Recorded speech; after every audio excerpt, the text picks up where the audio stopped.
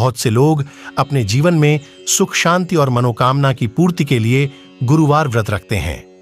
व्रत कथा के नियम अनुसार इस दिन व्रत के दौरान पीले रंग का कपड़ा पहने, पीला भोजन करें, भगवान विष्णु को पीले भोग चढ़ाएं, विष्णु जी और केले के पौधे या पेड़ का पूजन कर व्रत कथा पढ़ें। मान्यता है कि बृहस्पतिवार व्रत कथा के पाठ से जीवन में सुख समृद्धि आती है। आज के इस वीडियो में हमने बृहस्पतिवार व्रत कथा का संपूर्ण पाठ इस वीडियो में बताया है। इसे आप गुरुवार के दिन पढ़ सकते हैं। प्राचीन काल में एक बड़ी प्रतापी और दानी राजा राज करता था। वह स्वभाव से बहुत ही दानी और दयालु था। हमेशा धर्म कर्म के मार्ग में चलता था, लेकिन यह सब बात उसकी रानी को अच्छी नहीं लगती थी। ना वह व्रत करती और न ही दान धर्म। वह राजा को भी ऐसा करने से मना किया करती थी। एक बार राजा शिकार खेलने वन को गए थे। रानी और दासी घर पर अकेली थीं। तब बृहस्पति भगवान राजा के दरवाजे पर साधु के वेश में भिक्षा मांगने आए तो रानी कहने लगी, हे साधु महाराज, मैं इस दान और पुण्य से तंग आ गई हूं। आप मुझे कोई ऐसा उपाय बताएं जिससे यह सारा धन नष्ट हो जाए और मैं आराम से रह सकूं, मेरे पास करने को कोई कार्य न हो। रानी की बात सुनकर साधु महाराज बोले, हे रानी, तुम तो बड़ी विचित्र हो। संतान और धन से भी कोई दुखी होता है। अगर तुम्हारे पास धन अधिक है तो तुम इसे शुभ कार्यों में खर्च करो। लेकिन साधु की बातें सुनकर रानी खुश नहीं हुई और कहने लगी, मुझे ऐसे धन की कोई आवश्यकता नहीं है जिसे संभालने में ही मेरा सारा समय बीत जाए। रानी की बात सुनकर साधु के वेश में बृहस्पति भगवान बोले, यदि तुम्हारी ऐसी इच्छा है तो मैं तुम्हें जैसा बताता हूं तुम वैसा ही करना। 7 गुरुवार तक इन कार्यों को करना, जैसा घर को गोबर से लीपना, कपड़ा धोबी के यहां धुलवाना, भोजन में मांस मदिरा का सेवन करना। इससे तुम्हारा धन संपत्ति नष्ट हो जाएगा और तुम आराम से रह सकोगी। इतना कहकर साधु महाराज लोप हो गए। साधु के कहीं बातों के अनुसार करते हुए केवल 3 गुरुवार ही बीते थे कि उनकी समस्त धन संपदा नष्ट हो गई। जिसके बाद भोजन के लिए राजा का परिवार तरसने लगा। गरीबी को देखते हुए एक दिन राजा रानी से कहता है कि मैं परदेश को जाता हूं, क्योंकि यहां मुझे सभी जानते हैं, इसलिए मैं यहां कोई छोटा कार्य नहीं कर सकता। ऐसा कहकर राजा परदेश चले गया। परदेश में राजा जंगल से लकड़ी काट कर लाता और उसे बेचकर जीवन यापन करने लगा। इधर राजा के बिना रानी और दासी दुखी रहने लगी। एक समय ऐसा आया जब 7 दिन रानी और दासी को बिना भोजन के रहना पड़ा। तब रानी ने अपनी दासी से कहा कि पास ही नगर में उसकी बहन रहती है, वह बहुत ही धनवान है, तू उसके पास जा और खाने के लिए कुछ ले ताकि थोड़ा बहुत गुजर बसर हो जाए। दासी रानी के बहन के पास गई। उस दिन गुरुवार था और रानी की बहन उस वक्त गुरु बृहस्पति भगवान की व्रत कथा सुन रही थी। जब दासी रानी की बहन के पास गई और अपनी रानी का संदेश दिया, तब रानी की बहन ने कोई उत्तर नहीं दिया तो दासी बहुत दुखी हुई और उसे क्रोध भी आया। दासी ने रानी को सारी बात बताई। तब दासी की बात सुनकर रानी ने अपने भाग्य को कोसा। उधर रानी की बहन से सोचा कि मेरी बहन की दासी आई थी, लेकिन मैं उससे नहीं बोली। कथा सुनकर और पूजन समाप्त कर रानी की बहन अपनी बहन के घर आई और कहने लगी, मैं गुरुवार व्रत कर रही थी। जब तुम्हारी दासी गई तब मैं कथा सुन रही थी। जब तक कथा होती है तब तक न उठते हैं और न ही बोलते हैं, इसलिए नहीं बोली। कहो दासी क्यों आई थी? तब रानी बोली, तुमसे कुछ छुपा नहीं है, हमारे घर खाने को अनाज नहीं है। ऐसे कहते कहते रानी की आंखें भर आईं और उसने अपनी सभी बातें रानी को बता दी। रानी की बहन ने बोला, बृहस्पति भगवान सबकी मनोकामना पूर्ण करते हैं, देखो शायद तुम्हारे घर अनाज रखा हो। बहन की बात सुनकर रानी को विश्वास नहीं हुआ। बहन की आग्रह से रानी ने अपनी दासी को रसोई में भेजा तो उन्हें सचमुच एक अनाज से भरा घड़ा मिला। ये देख दासी को बहुत हैरानी हुई। उसने रानी को सब बता दिया और कहा कि जब हमको अनाज नहीं मिलता है तो हम व्रत करते हैं, क्यों ना इनसे व्रत और कथा की विधि पूछने जाए ताकि हम भी गुरुवार व्रत कथा करें। तब रानी की अपनी बहन से बृहस्पतिवार के बारे में पूछा। रानी की बहन ने बताया कि बृहस्पतिवार के व्रत में चने की दाल और मुनक्का से केले की जड़ में पूजन करें, दीपक जलाएं और व्रत कथा सुने। एवं व्रत के दौरान पीला भोजन ही करें, जिससे भगवान प्रसन्न होते हैं और मनोकामना पूर्ण करते हैं। व्रत और कथा की पूजन विधि बताकर रानी की बहन अपने घर लौट गई। 1 सप्ताह बाद गुरुवार का दिन आया तो रानी और दासी ने व्रत रखा। दासी घुड़साल में जाकर व्रत का सामान लेकर आई, फिर केले की जड़ एवं विष्णु भगवान की पूजन कर कथा सुनी। दोनों ने व्रत तो कर ली, अब पीला भोजन कहां से आए? दोनों बहुत दुखी हुई, लेकिन उन्होंने व्रत किया था इसलिए गुरु भगवान खुश थे। वह एक साधारण व्यक्ति के रूप में 2 थालों में सुंदर पीला भोजन लेकर आए और दासी को देकर बोले, ये भोजन तुम्हारे लिए और तुम्हारी रानी के लिए है, इसे तुम दोनों ग्रहण करना। ऐसे ही रानी और दासी गुरुवार का व्रत और पूजन करने लगी। गुरु भगवान की कृपा से उनके पास धन संपत्ति आ गई, जिसके बाद रानी फिर से पहले की तरह आलस करने लगी। तब दासी रानी से बोली, देखो, तुम पहले भी इसी तरह आलस करती थी, इसलिए तुम्हें कष्ट होता था, इस कारण सभी धन नष्ट हो गया। अब जब भगवान की कृपा से धन मिला है तो तुम्हें फिर से आलस होता है। बहुत ही मुसीबतों के बाद हमने यह धन पाया है, इसलिए हमें दान करना चाहिए और आपको भूखे मनुष्यों को भोजन कराना चाहिए, प्याऊ लगवाना चाहिए, कुंवारी कन्याओं का विवाह कराना चाहिए। इससे तुम्हारा यश बढ़ेगा और पितृ प्रसन्न होंगे। दासी की बात मानकर रानी शुभ कार्य करने लगी। इससे पूरे नगर में रानी और दासी का यश बढ़ने लगा। इधर जंगल में राजा दुखी होकर पेड़ के नीचे बैठ गया और अपनी पुरानी बातों को याद करके रोने लगा। तभी गुरु भगवान साधु के रूप में लकड़हारे के पास आए और बोले कि हे लकड़हारे, तू इस सुनसान जंगल में किस चिंता में बैठे हो, मुझे बताओ। तब लकड़हारे ने दोनों हाथ जोड़कर साधु से कहा, आप सब कुछ जानते हैं, मैं आपसे क्या कहूं ऐसा। कहते हुए राजा ने अपनी साधु को अपनी संपूर्ण दशा सुनाई। तब साधु ने उन्हें बताया कि तुम्हारी रानी ने बृहस्पति भगवान का निरादर किया था, जिसके कारण तुम्हारी याद दशा हुई है। अब तुम किसी बात की चिंता मत करो, तुम्हारे सभी दुख दूर हो जाएंगे और तुम पहले से ज्यादा धनवान हो जाओगे। जीवन में सुख प्राप्ति के लिए बृहस्पतिवार के दिन व्रत कथा करो, इससे तुम्हारे दुख दूर होंगे। इसके लिए तुम गुरुवार के दिन चने और मुनक्का से केला के पेड़ और बृहस्पति भगवान का पूजन और व्रत कथा करो, जिससे तुम्हारे दुख दूर होंगे।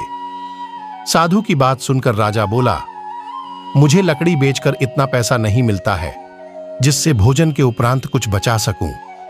मैंने रात्रि में अपनी रानी को दुखी देखा है। मेरे पास कोई साधन भी नहीं जिससे मैं उसकी खबर जान सकूं। लकड़हारे की बात सुनकर साधु ने कहा, तुम किसी बात की चिंता मत करो, तुम रोजाना की तरह लकड़ी लेकर जाना, तुम्हें रोज से 2 गुना धन प्राप्त होगा, जिससे पूजन के अलावा भोजन भी कर लोगे। धीरे धीरे समय व्यतीत होने पर फिर गुरुवार का दिन आया। लकड़हारा जंगल से लकड़ी काटकर शहर में बेचने गया। उसे उस दिन और दिनों से अधिक धन मिला। राजा सामान लाकर गुरुवार का व्रत किया। उस दिन से उसके सभी दुख दूर हुए। लेकिन जब अगले गुरुवार का दिन आया तो राजा व्रत करना भूल गया। इस कारण गुरु भगवान नाराज हो गए। उस दिन उस नगर के राजा ने एक विशाल यज्ञ का आयोजन किया था और शहर के लोगों को अपने घर में भोजन नहीं बनाने का आदेश दिया था। साथ ही यह भी कहा था कि जो भी राजा की आज्ञा को नहीं मानेगा उसे फांसी की सजा दे दी जाएगी। इस तरह राजा की आज्ञा से नगर के सभी लोग भोजन करने गए, लेकिन लकड़हारा कुछ देर से पहुंचा, इसलिए राजा उसे अपने साथ ले गए और साथ में भोजन करा रहे थे। तब रानी की दृष्टि उस खूंटी पर पड़ी जिस पर उसका हार लटका हुआ था। उसे हार खूंटी पर दिखाई नहीं दिया। तब रानी ने निश्चय किया कि मेरा हार इस लकड़हारे चुरा लिया है। लकड़हारे को कारागार में डलवा दिया गया। कारागार में जाकर राजा बहुत दुखी हुआ और अपनी पुरानी बातों को याद करके रोने लगा। तभी साधु के रूप में बृहस्पति देव प्रकट हुए और उसकी दशा देखकर कहा, तूने बृहस्पति देव की कथा नहीं की है, इसी कारण तुझे यह दुख प्राप्त हुआ है। अब किसी प्रकार की चिंता मत कर, गुरुवार के दिन तुझे कारागार के दरवाजे पर 4 पैसे पड़े मिलेंगे, उससे तू बृहस्पतिवार की कथा करना, तेरे सभी कष्ट दूर हो जाएंगे। बृहस्पतिवार के दिन उसे 4 पैसे मिले, उससे राजा बृहस्पति देव की कथा किया। उस रात बृहस्पति भगवान उस नगर के राजा के स्वप्न में आकर कहा, तूने जिस लकड़हारे को कारागार में बंद किया है उसे छोड़ देना, वह निर्दोष है। अगर तू ऐसा नहीं करेगा तो मैं तेरा राज्य नष्ट कर दूंगा। रात्रि में स्वप्न के बाद राजा प्रातःकाल उठा और खूंटी पर हार लटका देकर लकड़हारे को बुलाकर क्षमा मांगी एवं सुंदर वस्त्र आभूषण भेंट कर उसे विदा किया। गुरु भगवान की आज्ञा अनुसार राजा अपने नगर को लौट गया। जब राजा नगर के निकट पहुंचा तो उसे पहले से अधिक बाग और धर्मशालाएं दिखीं। तब राजा ने नगरवासियों से पूछा कि यह किसने बनवाया है, तो सभी ने रानी का नाम लिया। यह सुन राजा को बहुत आश्चर्य हुआ और गुस्सा भी आया। जब रानी ने यह खबर सुनी कि राजा आ रहे हैं, तब उसने दासी से कहा, हे दासी, देख राजा हमको कितनी बुरी हालत में छोड़ गए थे। राजा, हमारी ऐसी हालत देखकर लौट ना जाए, इसलिए तू दरवाजे पर खड़ी हो जा। रानी की आज्ञा अनुसार दासी दरवाजे पर खड़ी हो गई और जब राजा आए तो उन्हें अपने साथ ले आई। तब राजा ने तलवार निकाली और रानी से पूछा कि तुम्हें यह धन कैसे प्राप्त हुआ। तब रानी ने कहा, यह सब धन संपत्ति हमें गुरु भगवान की कृपा से प्राप्त हुआ है। रानी की बात सुनकर राजा ने निश्चय किया कि हर दिन गुरु भगवान का व्रत करेगा और दिन में 3 बार कहानी कहेगा। अब हर समय राजा के दुपट्टे में चने की दाल बंधी रहती और दिन में 3 बार कहानी कहता। एक रोज राजन विचार किया, चलो अपनी बहन के यहां हो आए। इस तरह का राजा घोड़े पर सवार हो अपनी बहन के यहां चल दिया। उसने देखा कि कुछ आदमी एक मुर्दे को लिए जा रहे हैं। तब राजा ने उन्हें रोककर कहा, अरे भाइयों, मेरी बृहस्पतिवार की कथा सुन लो। तब कुछ ने कहा, लो, हमारा तो आदमी मर गया है और इसको अपनी कथा की पड़ी है। लेकिन कुछ ने कहा, अच्छा कहो, हम तुम्हारी कथा सुनेंगे। राजा ने दाल निकाली और कथा शुरू की। जब कथा आधी हुई तो मुर्दा हिलने लगा और जब कथा समाप्त हुई तो राम राम कहते हुए मुर्दा खड़ा हो गया। राजा आगे बढ़ा तो उसे एक किसान खेत में हल चलाता मिला। राजा ने उससे कथा सुनने का आग्रह किया, लेकिन किसान नहीं माना। राजा आगे बढ़ा। राजा के हटते ही बैल पछाड़ खाकर गिर गए और किसान के पेट में जोर से दर्द होने लगा। थोड़ी देर में जब किसान की मां रोटी लेकर आई, तब उसने अपने पुत्र से सभी हाल पूछा तो बेटे ने बता दिया। तब बुढ़िया दौड़ी दौड़ी राजा के पास गई और कहने लगी, मैं तेरी कथा सुनूंगी, तू अपनी कथा मेरे खेत पर चलकर कहना। राजा लौटकर कथा कही, जिसे सुनकर बैल खड़े हो गए और किसान के पेट का दर्द बंद हो गया। राजा अपनी बहन के घर पहुंच गया। बहन के भाई की खूब मेहमानी की। दूसरे रोज जब राजा जागा तो वह देखने लगा कि सब लोग भोजन कर रहे हैं। तब राजा ने अपनी बहन से पूछा, ऐसा कोई मनुष्य है जिसने भोजन नहीं किया हो? तब बहन बोली, हे भैया, यह देश ऐसा ही है, पहले यहाँ के लोग भोजन करते हैं, बाद में अन्य काम करते हैं। ऐसा कहकर बहन चली गई और सबसे पूछने लगी कि कोई ऐसा है जिसने भोजन नहीं किया हो। तब वह एक कुम्हार के घर गई जिसका लड़का बीमार था। उसे मालूम हुआ कि वहां किसी ने 3 दिन से भोजन नहीं किया है। रानी ने कुम्हार से अपने भाई की कथा सुनने के लिए आग्रह किया तो वह तैयार हो गया। राजा जाकर अपनी कथा कही, जिसको सुनकर उसका लड़का ठीक हो गया। अब तो राजा की प्रशंसा होने लगी थी। एक दिन राजा ने अपनी बहन से कहा, बहन, मैं अपने घर जाऊंगा, तुम भी तैयार हो जाओ। राजा की बहन ने अपने सास से भाई के साथ जाने की आज्ञा मांगी। तब उसकी सास बोली, चली जा, लेकिन अपने लड़के को मत ले जाना, क्योंकि तेरे भाई की कोई संतान नहीं है। बहन ने अपने भाई से कहा, हे भैया, मैं तो चलूंगी, परंतु कोई बालक नहीं जाएगा। तब राजा ने अपनी बहन से कहा, जब कोई बालक नहीं जाएगा तो तुम ही चलकर क्या करोगी? राजा दुखी मन से नगर को लौटा और रानी को सब बात बता दिया। तब रानी ने कहा, बृहस्पति, भगवान ने हमें सब कुछ दिया है, वह हमें संतान अवश्य देंगे। उसी रात बृहस्पति देव ने राजा को सपने में कहा, हे राजा, उठ, सभी सोच त्याग दे, तेरी रानी गर्भवती है। भगवान की बात सुनकर राजा बहुत खुश हुआ। 9वें महीने में रानी के गर्भ से एक सुंदर पुत्र पैदा हुआ। तब राजा रानी से बोला, हे रानी, स्त्री बिना भोजन के रह सकती हैं, लेकिन बिना कहे नहीं, इसलिए जब मेरी बहन आए तो तुम उसे कुछ मत कहना। रानी ने हां कर दी और जब राजा की बहन ने ये शुभ समाचार सुना तो बहुत खुश हुई और अपने भाई के यहाँ बधाई लेकर आई। तब रानी बोली, घोड़ा चढ़कर तो नहीं आई, गधा चढ़ी आई।